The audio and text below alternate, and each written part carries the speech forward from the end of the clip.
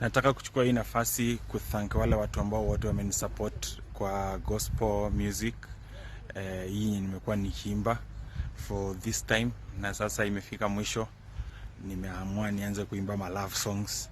So naomba muendelee kunisupport, na wale wasanii ambao wanaimba ma love songs naomba msinione kama competition, msifeel threatened.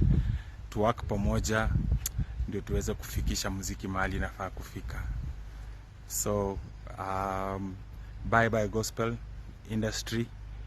And so wasanii kama kina Mochoti Baba, wasanii kama Guardian Angel, nataka watu wote wale ambao wako kwa gospel, wakina Mashmwana, hizo magroup zote, nataka kuambia asante kwa ile support mlinisupport nikiwa chairman wenyu, na sasa hii nimetoka. Mbarikiwe.